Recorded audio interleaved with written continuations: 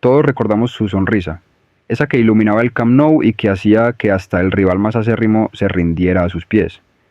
Esa sonrisa que aparecía justo después de un caño imposible, de un taconazo que parecía sacado de una pichanga de barrio y no de una final europea. Esa sonrisa que decía sin palabras, esto es un juego y yo vine a disfrutarlo.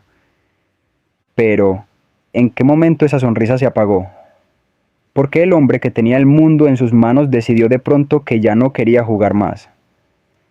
Como un futbolista que a los 25 años era, literalmente, el mejor del planeta. Terminó apenas 6 años después vistiendo la camiseta de un equipo mexicano de media tabla, luchando por no descender. Hoy en Retro Goal desglosamos el triste pero fascinante declive de Ronaldo de Asís Moreira. No una lesión, no un escándalo que lo sacara del mapa de un día para otro.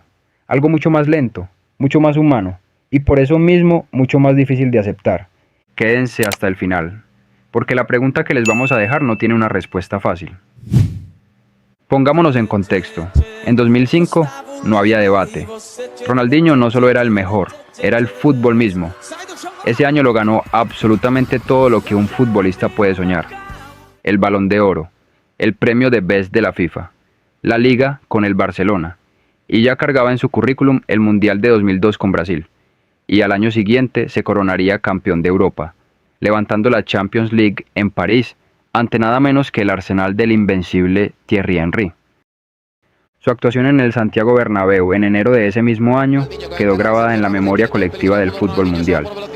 El propio público del Real Madrid, el rival histórico, terminó ovacionándolo de pie, algo que no se había visto jamás en ese estadio, ni antes ni después. Y ahí está quizás su primer gran problema. Para un hombre que jugaba por pura alegría, por el simple placer de sorprender, ¿qué motivación queda cuando ya has tocado el cielo con las manos a los 25 años? ¿Qué cima le quedaba por escalar a alguien que ya había conquistado todas? El declive no fue una lesión física, fue una desconexión mental. Y eso, en el deporte de élite, es mucho más difícil de diagnosticar y muchísimo más difícil de tratar. Punto 1. La falta de retos. Tras el Mundial de 2006 algo cambió. Brasil llegó como una de las grandes candidatas, con una generación repleta de estrellas. Kaká, Adriano, Ronaldo Nazario, el propio Ronaldinho, y terminó eliminada en cuartos de final ante Francia, sin pena ni gloria. Fue el primer tropiezo grande de su carrera en un escenario global, y muchos señalan ese torneo como el punto de quiebre simbólico. A partir de ahí, la disciplina empezó a estorbarle a su libertad.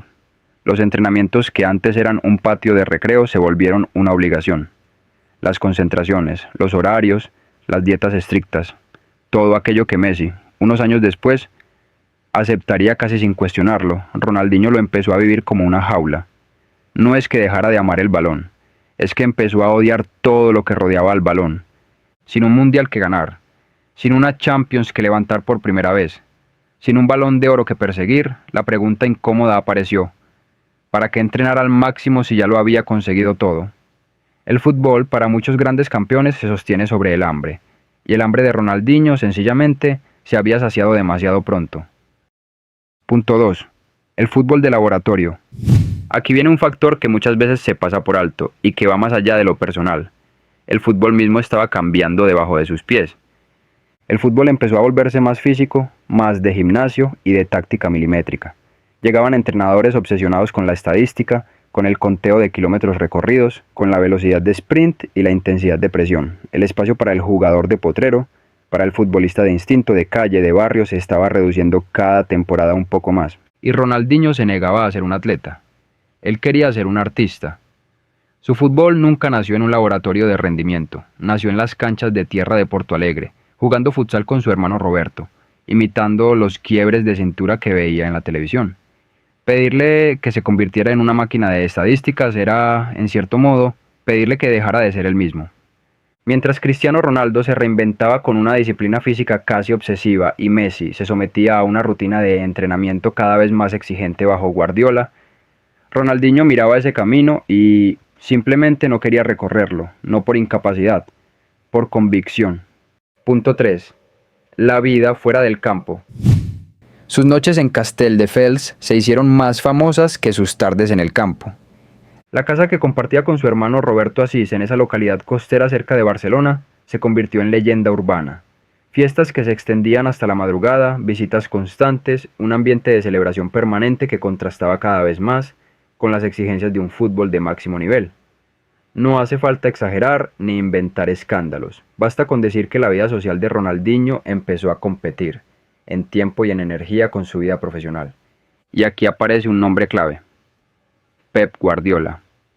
Cuando asumió como entrenador del Barcelona en el verano de 2008, tomó una decisión que en su momento generó polémica, pero que hoy se entiende como una de las más lúcidas de su carrera como técnico. Pep Guardiola lo entendió de inmediato. Para que Messi creciera, Ronaldinho debía salir. No fue un acto de crueldad, fue una lectura fría del vestuario. Mientras Ronaldinho seguía siendo el ídolo, la estrella, el niño mimado del club, Messi nunca terminaría de asumir el liderazgo que el equipo necesitaba. Guardiola apostó por el futuro, y el futuro se llamaba Messi. Ronaldinho, con apenas 28 años, una edad en la que muchos futbolistas están en su plenitud absoluta, salió del Barcelona rumbo al Milan. Vimos destellos en Milán, goles espectaculares, alguna noche mágica en San Siro que nos recordó por momentos al Ronaldinho de antes, pero ya no era una llama constante, era apenas una chispa de vez en cuando. Después llegó el regreso a Brasil, primero con el Flamengo y luego con Atlético Mineiro, y ahí sí, encontramos una última danza gloriosa en la Libertadores con Mineiro. En 2013, ya con más de 30 años, Ronaldinho fue pieza clave para que el club de Belo Horizonte conquistara su primera Copa Libertadores de la historia. Por unos meses, el genio volvió a brillar con toda su intensidad, como si el reloj se hubiera detenido un instante para regalarle una última obra maestra. Ronaldinho ya no jugaba para ganar, jugaba para que la gente sonriera una última vez. Los estadios se llenaban no para ver un triunfo deportivo, sino para presenciar, quizás por última vez, la magia de un jugador que había cambiado la forma de entender el fútbol. Su retiro oficial, anunciado en enero de 2018, fue solo un trámite. Un comunicado, una rueda de prensa, unas palabras de agradecimiento.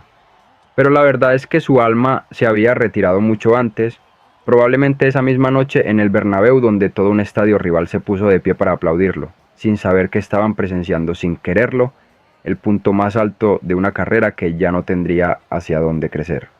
Ronaldinho no se retiró por falta de talento, se retiró porque ya no encontraba la felicidad en el esfuerzo que exige el fútbol moderno.